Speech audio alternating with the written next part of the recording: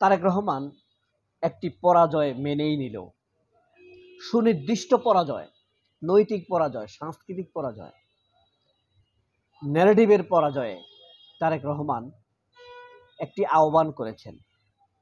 আপনারা খেয়াল করে দেখেছেন যে 5 জুলাই উপলক্ষে, 5 আগস্ট, 36 জুলাই উপলক্ষে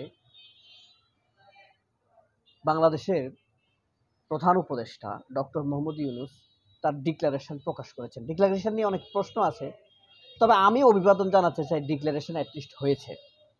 ডিক্লারেশন যে দুর্বলতাগুলো আছে একটু বলে নেই, তারপর আমরা মেইন আলোচনায় ফিরে যাব। তারেক রহমানের যে পরাজয়, 47-এর উল্লেখ থাকা উচিত।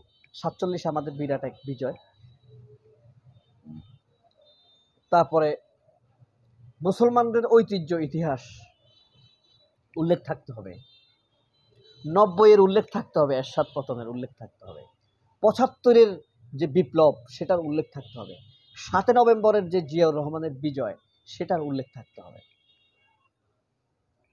এবং গণতন্ত্র, সংস্কৃতি, মর্যাদাবোধ, মানুষের অধিকার, স্বাধিকার, শিক্ষায় মুসলমানদের বা মাদ্রাসা শিক্ষার, মুসলমান বলতে মাদ্রাসা শিক্ষার শিক্ষিত লোকদের যে সমর্থন, হাজী শরীয়তুল্লাহদের যে ঐতিহ্যগাথা, সেটার উল্লেখ থাকতে হবে এই জুলাই প্রক্লেমেশনে। আস্তে আস্তে সেটা সংশোধনযোগ্য বলেই আমরা মনে করি। এটা তো আর কোরআন হাদিস না যে সংশোধন করা যাবে না। যাই হোক, তারেক রহমান একটি বক্তব্য দিয়েছেন গতকাল, যে আমাদের শত্রুতা এমন পর্যায়ে যেন না যায় যে একজন একজনের রাজনৈতিক মুখ দেখা দেখি বন্ধ হয়ে যায়। তারেক রহমানের এই কথাটি কিন্তু আদতে খুব সুন্দর। জামাতকে উদ্দেশ্য করে এই কথাটা বলেছেন।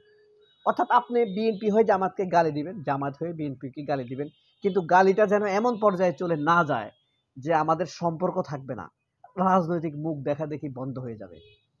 তারেক রহমানের এই কথাটি কিন্তু সুন্দর, কিন্তু এই কথাটির পেছনে, কথাটি সুন্দর, আমি প্রশংসা করছি, একটা পরাজয় আছে।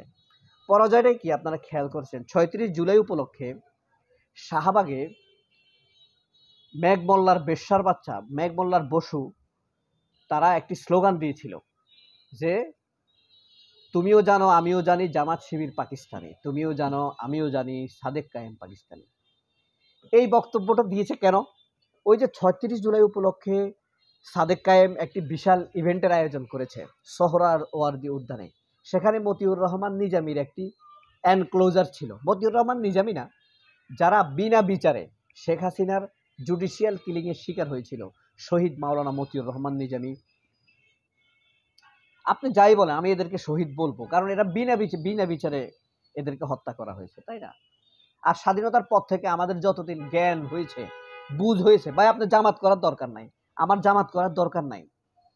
স্বাধীনতার পর থেকে আমার যা দেখেছি, সবচাইতে কম অপরাধ আমি এই লোকগুলোর অপরাধ করতে দেখি নাই।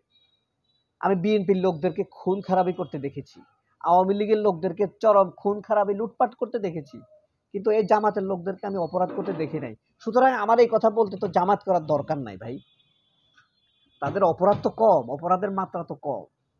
সুতরাং আমি বলছি না তারা ফেরেশতা, কিন্তু অন্যদের তুলনায় তাদের অপরাধ 2%ও নাই, সেটা বলছি। যাই হোক, তো এদের নামে, ওনাদের নামে একটা মেমোরিজ কার্ড ছিল সেখানে, বিনা বিচারে যাদেরকে হত্যা করা হয়েছে, এটার জন্য প্রতিবাদ তোলা হয়েছে। এই জন্য তারা শাহবাগে এই স্লোগানের উদ্ঘাটন করেছে। এই স্লোগানকে ইন্ধন দিয়েছে ছাত্রদল, টাকা পয়সা খাবার দিয়েছে ছাত্রদল, ঠিক আওয়ামী লীগ যেভাবে শাহবাগীদেরকে দিত। এখন এই যে তাদেরকে নির্দোষ হিসেবে প্রমাণ, খালেদা জিয়া কিন্তু একটা বক্তব্য দিয়েছে যে জামায়াত, মুজাহিদ, সাইদি বিনা বিচারে জুডিশিয়াল কিলিংয়ের মুখোমুখি করা হয়েছে এই লোকগুলোকে। এখন খালেদা জিয়ার বক্তব্যে তারেক রহমানও বক্তব্য দিয়েছে যে এদের বিচার হয়েছে, শেখ মুজিব এটা ক্লোজ করে গিয়েছে। দেখেন সেই রেকর্ড, নিজামীর ছবি, নিজামী, মুজাহিদ, আলী হাসান, মোহাম্মদ মুজাহিদ, আল্লামা দেলোয়ার হোসেন সাইদি, কামারুজ্জামান, মীর কাসেম আলী, তাদের ছবি সরিয়ে শিবির এবার খালেদা জিয়ার বক্তব্য লাগিয়ে দিয়েছে সেখানে। তারেক রহমানের বক্তব্য লাগাই দিছে। এখন তাহলে ছাত্রদল যে শিবিরকে রাজাকার বলতেছে, আল্লামা দেলোয়ার হোসেন সাইদিকে রাজাকার বলছে, শহীদ মতিউর রহমানকে রাজাকার বলছে, শহীদ কামারুজ্জামানকে রাজাকার বলছে, মীর কাসেমকে রাজাকার বলছে, তাহলে ছাত্রদলের এই নৈতিকতা থাকলো, ছাত্রদল খালেদা জিয়ার বিরোধিতা করলো, ছাত্রদল তারেক রহমানের বিরোধিতা করলো, কার বিরুদ্ধে দাঁড়ালো? খালেদা জিয়ার বিরুদ্ধে দাঁড়ালো ছাত্রদল। কার বিরুদ্ধে দাঁড়ালো? জিয়ার বিরুদ্ধে দাঁড়ালো। কার বিরুদ্ধে দাঁড়ালো? তারেক রহমানের বিরুদ্ধে দাঁড়ালো। এখন আমরা এটা বলতে পারি, তারেক রহমানের বিরুদ্ধে তো মির্জা ফখরুলও আছে। এই যে গতকালকে জুলাই প্রোক্লামেশন হয়েছে, ডক্টর ইউনূসের পাশে দাঁড়িয়েছিল মির্জা ফখরুল, মির্জা ফর ফখরুল, সেখানে তো তারেক রহমান দাঁড়িয়ে থাকতে পারতেন, পারতেন না? তারেক রহমানকে আনার ব্যবস্থা করতে পারে নাই, মির্জা ফখরুলের ব্যর্থতা এখানেই। খালেদা জিয়াকে অতীতে মুক্ত করতে পারে নাই, মির্জা ফখরুলের ব্যর্থতা এখানেই। তারেক রহমানকে মামলায় খালাস করতে পারে নাই, মির্জা ফখরুলের ব্যর্থতা এখানেই। এটাই তারেক রহমানদের পরাজয়। এখন এই পরাজয়টাকে আবার নতুন তরতাজা করে দিয়েছে কে? এই ইসলামী ছাত্র শিবির। শিবিরের কাছে আবার হেরে গেল, তারেক রহমান পরাজয় হলো।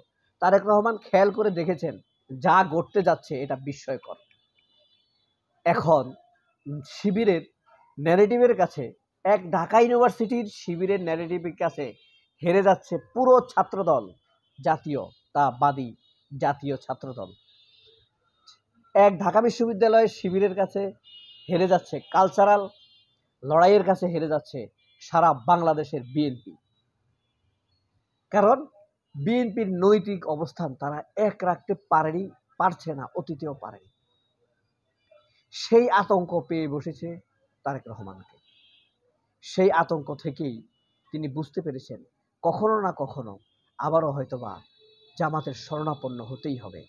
যদি গণতন্ত্র চায়, যদি ফ্যাসিবাদ চায়, তাহলে আওয়ামী লীগের শরণাপন্ন হতে হবে। সেই ভয় থেকে, সেই পরাজয়ের ভয় থেকে তারেক রহমান স্পষ্ট ঘোষণা দিয়েছেন যে আমাদের প্রতিদ্বন্দ্বিতা, প্রতিযোগিতা, শত্রুতা যেন এমন পর্যায়ে না যায়, রাজনৈতিক শিষ্টাচারটুকু না থাকে, রাজনৈতিক শিষ্টাচারটুকু যেন হারিয়ে না যায়। রাজনৈতিক শিষ্টাচারের মধ্যে থেকেই গণতান্ত্রিক পন্থায় বিরোধিতা করতে হবে, এই আকুতি জানিয়েছেন তারেক রহমান তার ছাত্রদলকে, তার বিএনপিকে। প্রশ্ন হলো, উৎপাতকারী, অকেজ, অকর্মণ্য, বেকার সেই সকল নেতারা কোথায়? সেই বরকতুল্লাহ বুলুক, গয়েশ্বরচন্দ্র রায়, আমির খচ্চর, মাহমুদ চৌধুরী, তারা এখন আতাতে ব্যস্ত। সবাই অনেক ভালো থাকবেন। আল্লাহ হাফেজ। আসসালামু আলাইকুম।